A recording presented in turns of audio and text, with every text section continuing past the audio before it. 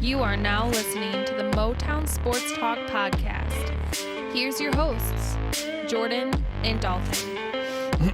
All right, hello everyone, and welcome back. I know it's been a little while since we've made a new video. It's been about 5 weeks. We've let the NFL season go on, and it has been a rough one. Let me just say, we've been through a lot of rough Lions starts. We've even been through an 0-16 season. But let me say, that first week against the Chicago Bears, that was one of the roughest starts to an NFL season I have ever endured as a fan. Hey, we're at least consistent from last year to this year. It literally felt like a repeat of last year's week one, except for the fact that this one resulted in an actual loss instead of a tie, which we can go on forever, but it's not so much the fact that we lost. I've been through 100 opening losses to the season. It's the fact that we opened up so strong and we looked so good to start, only to crash so hard at the end. And I'm sure that sentiment is shared among all Lions fans at this point. It's just so rough to watch our team come out to a huge lead only to crumble at the end in the fourth quarter. So, but with that being said, we are back. And again, with that being said, we're going to be trying to transition more into just a general sports topic show. We are called Motown Sports Talk, and we're still going to focus mostly on Detroit and mostly, honestly, on the NFL in general. But we're just going to try and be a little bit more broad instead of just focusing on one team and one sport all the time. So, again, with that being said, we're going to move on, and we would like to give our congratulations to the Los Angeles Lakers on winning their latest NBA title. Their 17th NBA title in franchise history. I believe tying the Boston Celtics for most titles in the NBA. Yep. With 17, both, like you just said, the Celtics and the Lakers are tied, which is no doubt. They've always been two historic franchises throughout the NBA's history. And I believe it's the last one since Kobe did it in 2010. So it's kind of cool to see the go from Kobe to LeBron to be the next one to take the Lakers to the championship. Also, not a knock against the Lakers, the fact that they had to get LeBron James to come and help them, and Anthony Davis to help take them to the finals. But that's another topic for another day. That's something I will always say is that I like Jordan said, it's a topic for another day. I'm gonna say a hot topic. Hopefully, you guys don't get mad, but I think LeBron James. Yeah, he went off in the finals, but he kind of got carried to the finals by AD. Without AD, the Lakers would not have been in the finals. LeBron couldn't carry a team to the finals by himself. He needs that extra star or stars to help him. Yeah, we've seen it before. The only time LeBron James made it to the finals without another superstar was back in 2007 when he was younger, and that was the year that he blew through the Pistons in the Eastern Conference, and he also lost to the Spurs in the finals. So he didn't win. 4-game sweep by the Spurs, too. He didn't even win a game. Exactly. So that's the only time he's ever made it to the finals without another so-called superstar or another big-name athlete. But LeBron James did also come out and say that if 35-year-old LeBron were to play, I think 27-year-old LeBron, that he would dominate him. But athletic-wise, I don't think so, but basketball IQ, mentally-wise, yeah. Yes, LeBron is so much smarter in the way he plays basketball now than like if you watch him now, like watching him in the finals to watching him back then. Like back then, it was just more like his raw like skill, like his talent, his athleticism, and everything. To where now it's more of getting his teammates involved and then taking over when he has to, and like more of getting his team involved. Yeah. Also just manipulating their opponents, finding out their weaknesses. It's just after you play in the NBA for 15 years now he's been in? 17. Year 17. Yeah, 17 years he's been in the league. You start to pick up on a few things after a while. So also, LeBron James is the first player in NBA history to win the NBA championship and finals MVP with 3 different teams. Yeah, I mean, it is impressive. It is. Again, he's the first person. He's made history. You can't deny that, and you can't deny how great he is. I mean, obviously, some people like to debate the Michael Jordan, LeBron James, Kobe Bryant, who's the best. And honestly, in my personal opinion, I think they were all great. They all had their generation. I think you can't really compare, and that's the number one thing that everyone always says, "Oh, Jordan played in a different era, blah blah blah." And that's what it comes down to. If we're talking the greatest ever, you have to talk about generation. Jordan was the best of his generation. Bird was probably the best of his generation. Then I then think Magic over Bird yeah, because again, they were the same era, and I'm putting Magic over Bird. again, like we just said, they have the same number of titles overall franchises, but either way, like I said, it's just it all comes down to generational talent. And again, the NBA, the rules are different. Same thing with the NFL. You can say who is the greatest running back of all time. Back in the day, same thing with the quarterback. Who was the greatest quarterback of all time? Back when Terry Bradshaw did it, who someone completely forgets about all the time, that was a much rougher league. They did not have all the quarterback protection rules and stuff that they have now. Terry Bradshaw has won 4 Super Bowls back in the 70s and early 80s. So comparing that to, again, which Tom Brady, Tom Brady has 6 Super Bowl rings, as you just mentioned.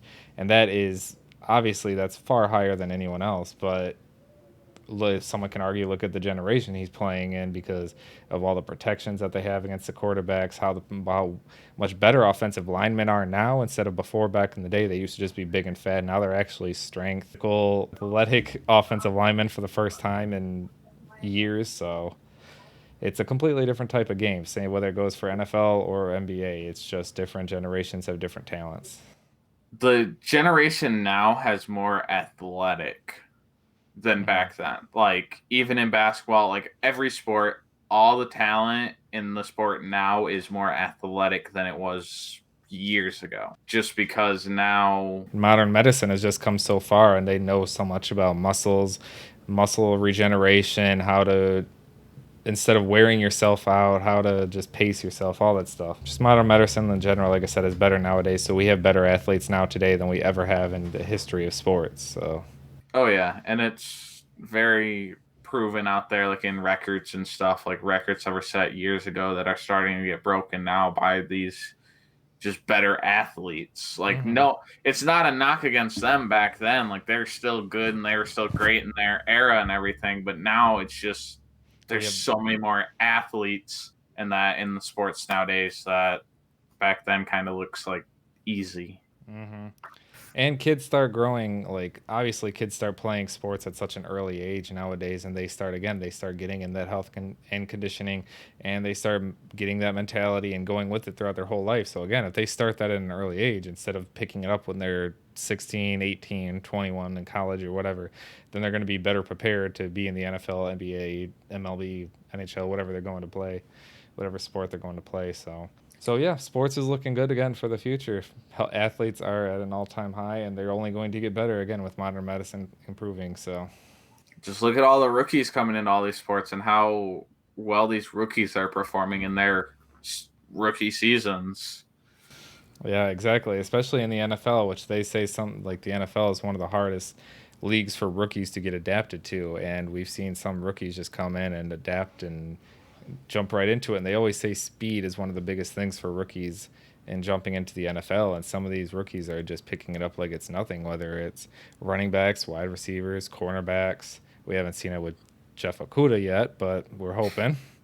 But I was gonna say, I think the hardest position to adjust from college to like the pro level is quarterback. Just because of having to read the defenses and having to read everything and trying to make the right calls and trying to make sure like you're making the right reads and just all of that. Like I feel, and also knowing that like in pro, those guys are so much more athletic and faster and it's stronger than the people you're versing in college. Which honestly, if you guys look Joe Burrow, I think that's kind of what's happening to him. Is I think it's harder for quarterbacks to just get thrown in week one and just say go. Like mhm. it's better to say like Tua sitting behind Ryan Fitzpatrick. Yeah, Ryan Fitzpatrick isn't the best quarterback, But he's a but great leader. He's a great and veteran to learn from. Tua's just sitting there learning about how to be a quarterback and how to like read everything and like Ryan Fitzpatrick is teaching him everything he needs to know. So Mm-hmm. I think in the near future, Tua might pan out to be a better pick, but then by the time their careers are called, I still think Burrow's going to be a better quarterback than Tua. I just think Tua's going to have that to Tua where could he's also going to. have the longevity too of a quarterback because of someone like Ryan Fitzpatrick, who's been in the league for 100 years now at this point, Yeah. and who again he's been on 100 different teams. He's seen how all these teams operate. He knows which teams have a good he knows what's good, he knows what's to look for, he knows how to handle yourself in the off season to be able to make sure you're healthy and to be able to again have that long career. He's been in the league. I know he's been a backup, he hasn't started every single year, but still he knows how to take care of his body and be healthy every year and be ready for an NFL season coming up. So yes, I do agree with your statement that it is possible that Tua could have a better overall longevity of a career where Joe Burrow might have a few flashes here and there. He might have and give it again. He's what 5 weeks into his career. We're not giving any plays for the Bengals, who there's a reason they had the number 1 overall pick. They are not the best team. So again, give it time. He can still develop. But Oh yeah, and I'm not saying that he's a bad quarterback. I think he's a great quarterback. If you watch him in college, he made some excellent reads, some excellent throws. Like, he was a great college quarterback. Oh yeah. I just think, like I said, the difference between college to pro is such a big jump that he's not having the time. And I think, like, for Stafford, the reason why Stafford was able to do it is because basically for those 2 first years, he was injured. Yeah. So he wasn't playing, even though he did start his first week 1. He ended up getting injured and not playing as much. So he was sitting on the sideline learning from Dan Owalowski and Dante Culpepper, I think was a quarter. At the time seasoned veterans who have been around the league, who know about how taking care of your body, know how the league works, know all that stuff. And again, like you are mentioning that college to pro aspect, I think that again goes back to IQ and the whole mental aspect of football, because you can be in college and you have young freshman defensive backs on the team that you're playing, or only sophomore who have only probably never even played you, because colleges you only kind of play your conference and then it's kind of varying the other random teams that you play. So again, like, the level of skill that you're playing in college is completely varied to where every single NFL defense you're playing is way more keyed in on what you're doing, what your skills are, what your weaknesses are, what you're going to try to be looking for, all that stuff. So he needs to just get better at reading NFL defenses, which again, we haven't seen Tua do that yet. We don't even know if Tua can. Yeah, exactly. So again, we just have to give it time and see who eventually will pan out. We could have had this argument with Tannehill and not Tannehill, Jameis Winston and Marcus Mariota a few years ago, and look at how both their careers have panned out. I was gonna say Jameis Winston. Oh, Jameis Winston, is he?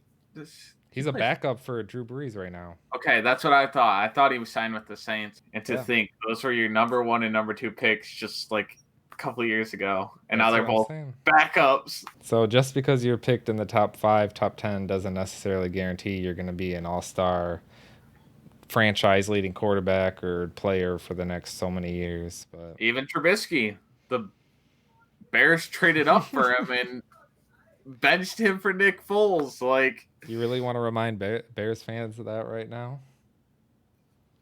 It makes me feel better as a Lions fan to make fun of the Bears for their quarterback situation. It does, yeah, but it also sucks when you look at the records and theirs is completely flipped to ours. But yeah, it's whatever. They have a great defense. Yeah, but they're in a terrible cap situation. Oh yeah, their cap's screwed up. But they have a good defense, and defense wins championships, and that's why they are 3-1. Yeah, well, again, they shouldn't have won week 1. They probably shouldn't have won. What was that, week 2 again? I can't remember who they were playing, but the second week they shouldn't have won that game either. So, and they shouldn't have won against Atlanta. Yeah, Atlanta blowing their leads. Yeah, so speaking of that, we'll kind of transition a little bit. We've kind of been talking about football. We kind of moved away from the NBA into the NFL, like not even knowing it, but yeah.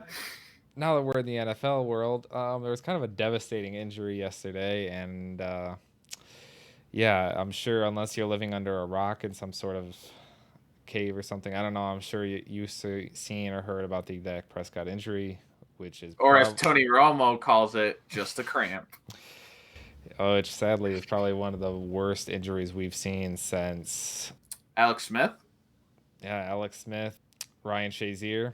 It's Mm-hmm. pretty horrific. So again, we don't even know if he's going to see a football field again after seeing the way Alex Smith came back. You can assume that he's going to be back on a football field at some point. It's just how long, sooner rather than later. I know And that did you see the injury, like the actual video of him getting tackled? yes. That was not And a then good I don't know fight. why on live national TV they just kept showing his ankle dangling there. You'd think that they would say cut away, don't show that, show other players, but for some reason, it was Fox. I'm pretty sure they just wanted to show his dangling ankle. So if you want to see that, that is readily available out there on YouTube. If you don't like that kind of stuff, don't look it up. It's a very gruesome injury, but again, he did have a compound fracture, which is I believe a double break in the bone, and obviously it was dislocated as well. You can kind of tell that from the video itself.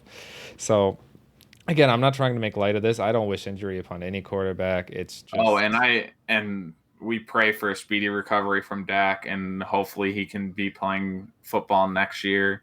Of course. And it's even terrible just the way Jerry Jones and the Jones family did him like that. He was trying to get an extension this offseason. He was trying to get the money that he was well deserved. Again, he's not the best quarterback by any means. I'm not going to sit here and talk crap about Dak Prescott, but he has well earned his money. He was, a third, fourth round pick, I believe.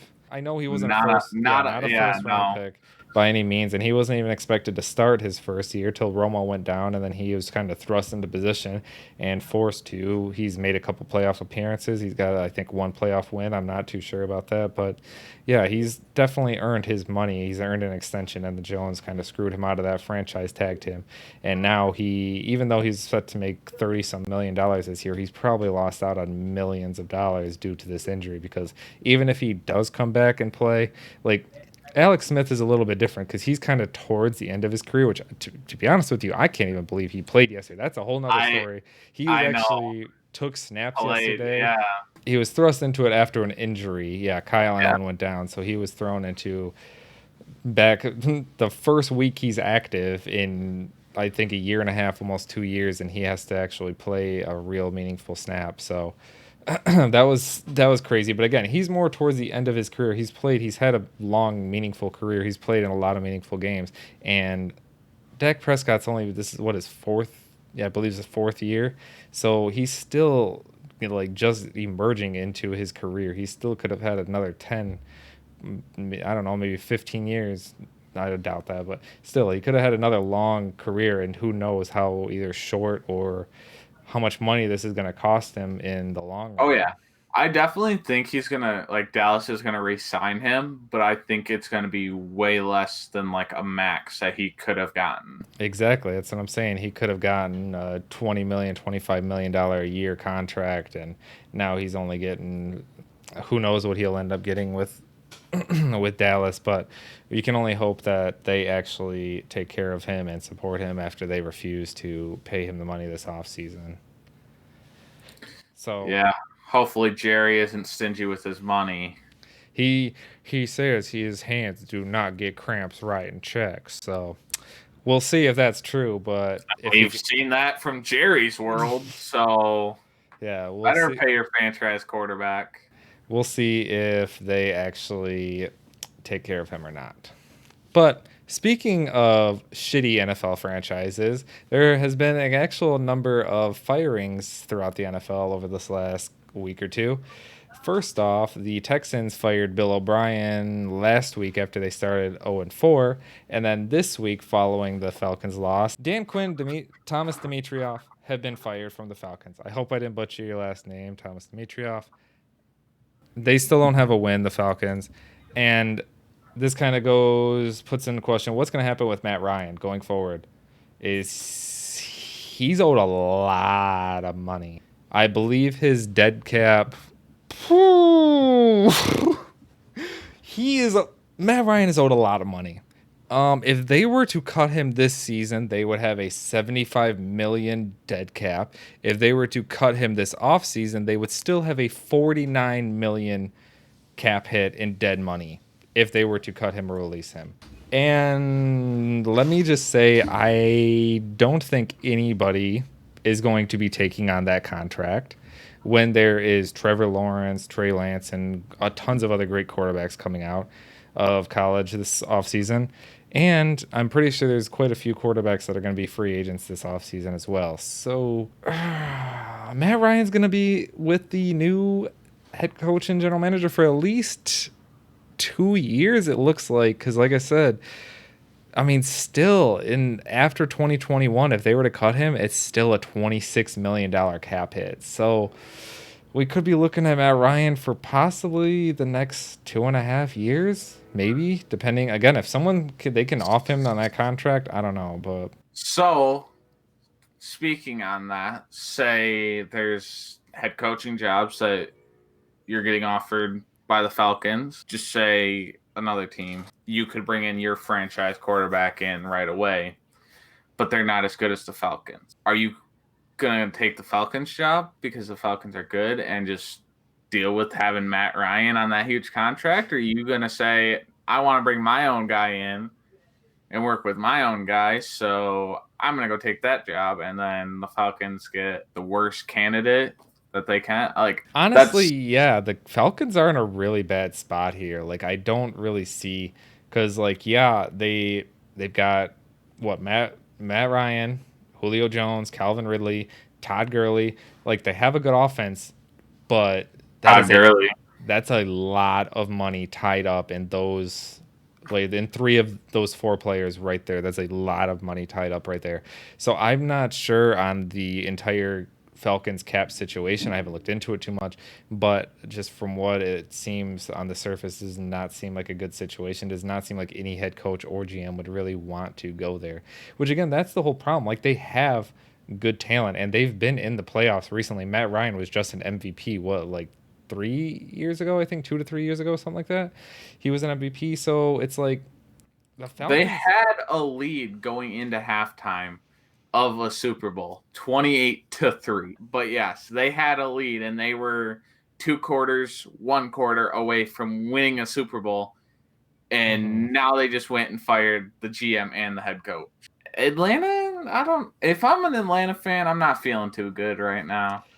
Like, at least us Detroit fans, like, if we fire Patricia and get rid of Bob Quinn, like, we kind of have some, like, opportunity because we could get rid of Stafford. Same thing with the the Texans are honestly in just as bad of a situation. They are spending $255 million in cash on their roster for this season, and they owe their first and second round picks in 2021 to the Dolphins. So both the Texans and the Falcons, which are the first 2 head coach GM opening positions, do not look very appeasing. So, Detroit fans, this might be a good thing. That might mean if we fire Patricia and Bob Quinn, we might be the best thing for GMs and coaches to come. So let's talk about that real quick. So let's move in. Yeah, we got Bill O'Brien, Dan Quinn both being fired, and Matt Patricia is still a head coach. The only reason I'm assuming he's still a head coach is because we have 1 win, which was barely a scrape win, thanks to Matt Patricia, down in the desert in Arizona. So still, again, that brings up the question: if Matt Patricia was fired, obviously Detroit would probably be the most appealing option because more like you just said, more you can move on from Stafford. Yeah, you can. He has a tradable contract. That's what I was gonna say. It would hurt to be a Detroit fan to see that happen, but if Patricia and Bob Quinn is fired, I do see that happening. So you can move on from the quarterback that is there. Yeah, more than likely Stafford's going to be gone if we get a new head coach and GM. And if we suck, you're going to have a top pick, so you can possibly trade up and get a Trevor Lawrence or like get your guy, or as we talked about, or kind of you brought up, maybe trade for like a Sam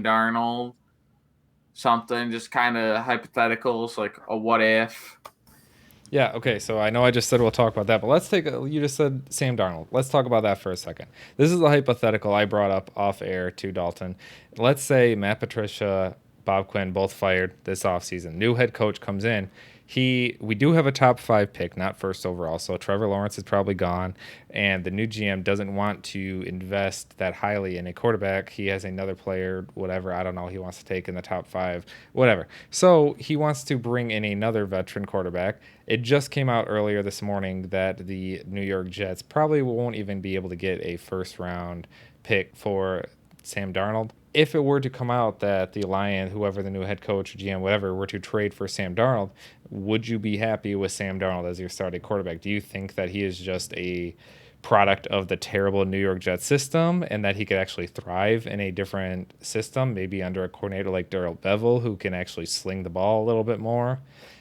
Like, I don't know. I know we've talked about this, but what are your thoughts on this? So for me, for one, I have never actually watched. The only game I ever watched of Sam Darnold was, of course, his career start against the Detroit Lions on Monday night. That is the only time I've ever watched Sam Darnold. So I cannot say it's a good idea or not because I've never watched film on him. I've never seen him, like, if he can read defenses, if he can make the correct calls, if he can make, like, the good throws, if he's just doing terrible throws, seeing ghosts out there. Like, I can't say yes or no. So, like, obviously the Jets suck, and the Jets have sucked for years and years, and no matter what they do, they just suck. So, like, I can't just say it's on him or I can't say it's on the Jets because I haven't watched enough film on him. Now, say the new GM watches the film on him and likes what he sees, like he can read defenses, like he can make the correct throws, like he is a competent quarterback. And like you said, Trevor Lawrence is off the board. He doesn't want to spend a high pick on another quarterback that doesn't look as promising. Mm-hmm. And or he has just a defensive stud or just somebody that he like values really much. Maybe that is a move. Or maybe he comes in and he says, maybe Stafford still is the guy. I'll give him a year or two, see what he does. Like, he still is under contract, so I can kind of give him a year, like a contract year. You do good, I'll pay you, keep you around. You do bad, I mean, you're that's gone. completely up to Stafford, too, if he even wants to play here. But honestly, I mean, in my opinion, like you said, I haven't watched enough on Sam Darnold to give a confirmed answer if I think he's good enough or not. But I definitely do think that the Jets system is absolutely terrible. I do think Adam Oh, yeah. Gase is a terrible quarterback. Perfect example of the Adam Gase system. Look at Ryan Tannehill. He went from Miami under Adam Gase. He was okay. He wasn't a terrible quarterback, but he wasn't great by any means. He goes to Tennessee. He is what I think I can't remember what week he started playing, but pretty much from the week he started on, I think he was leading the NFL in like yards or something like that. Like, he was just a monster, and he also had Derrick Henry in the backfield, who was having a monster year last year, so that also helped. But I mean, still, it's just like that is a perfect example of watching one quarterback under Adam Gase do absolutely not terrible, but do okay, and then go to another system and completely thrive. So I do think, and this is again completely bearing what offensive coordinator we have too, but I'm saying if we bring in another head coach and somehow we keep Darrell Bevel, I don't know how, but somehow we keep him. I do think that is like if we brought Sam Darnold over, I think he would be a much better quarterback than he is there. I'm not saying he would be Stafford perfect replacement, but I think he would actually be a compatible quarterback that, again, if we can get a decent running game, which is what Darrell Bevel is trying to establish here in Detroit, and it's kind of working. I mean, Our offensive line has been the like best part of our team this year. Our exactly. offensive line is like the bright spot of our team. We finally have an okay offensive line this year. And you can say that for any quarterback. You can literally give the best quarterback in the world. You can give Patrick Mahomes a terrible offensive line, and he will go from being Patrick Mahomes to. I wouldn't say Patrick Mahomes. Patrick Mahomes is a special talent. Yeah, I okay, yeah, think and I guess I think Patrick Mahomes could go anywhere and do good. You're right. And I mean, look at people like Russell Wilson. Like, he has had a terrible offensive line almost his entire career, and he's still been able to make plays. So there are those certain quarterbacks that if you have the that running have that ability, special talent. yes. But Now, 90% of quarterbacks, yeah. I was gonna say you put like Big Ben in with a bad O line.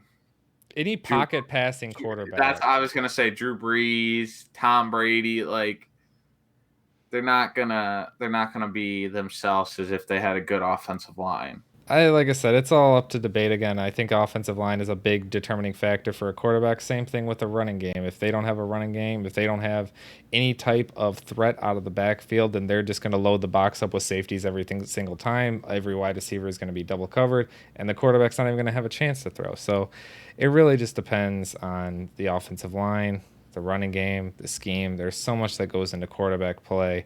And again, whether the offensive coordinator is limiting the quarterback in his throwing ability. Sometimes they don't want him to throw deep. They don't want him to just go ball out. Sometimes they want him to keep conservative. You don't know. But again, I haven't watched enough on Sam Darnold to completely say. So, and I think it's the same way in all sports. Any player can be good in the right system. Yep. We've seen it 100 million times. You take one player who looks absolutely terrible, looks like a bust on one team, put him in another coach's system on another thing, and he ends up being one of the best players in the league at his position. Detroit fans, Chris Middleton, Spencer Dinwiddie, like Jimmy Butler for the Miami Heat. Like Travis Fulgham is a perfect example for the Lions fans yesterday. He was okay, so this is his second year, and so yeah, he's been in the league for at least a year, and now he's finally flourishing over in Philadelphia. So it's any player can be good with the right system and right like coaching staff and everything. Who knows how to use them? That's the biggest thing. Yes. But all right, looks like that's gonna do it for us. We hope you enjoyed our latest video. We're gonna be back to our weekly uploads. Go ahead and smash that like button if you like the video. Go ahead and hit subscribe so you can keep getting updates on our content when we get them up. I want to say congratulations, Miami Heat, on the great year. Yeah, we didn't win the title, but we did way more than what anyone else thought we would, and we'll be back next year. I don't know about that. I don't think anyone had the Heat in the finals, so that was definitely a surprise. Even when they made it to the finals, no one had them winning 2 games on the Lakers. This team is something special. I'm calling it now. They're going back to the finals next year. All right, we'll see. Again, thanks everyone for tuning in. We'll see you again next time.